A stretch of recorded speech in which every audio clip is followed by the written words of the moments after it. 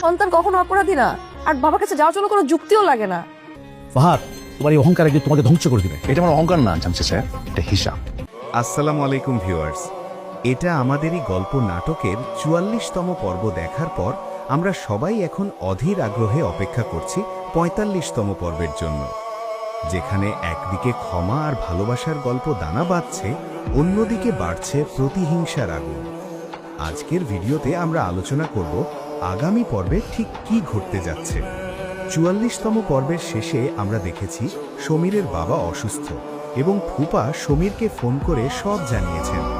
৪৫তম পর্বে আমরা সম্ভবত সবচেয়ে আবেগঘন দৃশ্যটি দেখতে পাব। সমীর কি তার সমস্ত অভিমান ভুলে বাবার সামনে গিয়ে দাঁড়াবে? মেহেরিন কি পারবে সমীরকে তার বাবার কাছাকাছি ফিরিয়ে আনতে?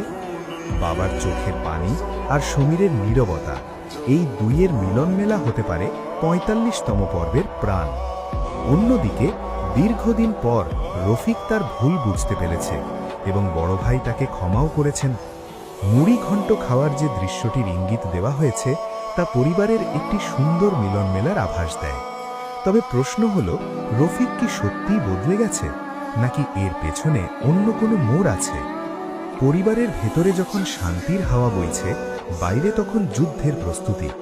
সায়রা এবং ফাহাদের মধ্যকার রেষারেষি এখন চরমে।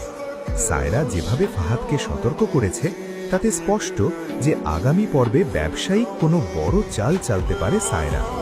ফাহাদ কি তার ইগো আর জেদ ধরে রেখে সায়রাকে টেক্কা দিতে পারবে, নাকি এই জেদই তাকে পতনের দিকে নিয়ে যাবে? সব মিলিয়ে এটা আমাদেরই গল্প নাটকের আগামী পর্ব হতে যাচ্ছে নাটকীয়তায় ভরপুর। সমীর মেহরিন আর সায়রা ফাহাদ, এই দুই সমান্তরাল গল্পের মোড় কোন দিকে ঘোরে সেটাই এখন দেখার বিষয়। আপনার কি মনে হয়, সমীর কি তার বাবাকে ক্ষমা করতে পারবে?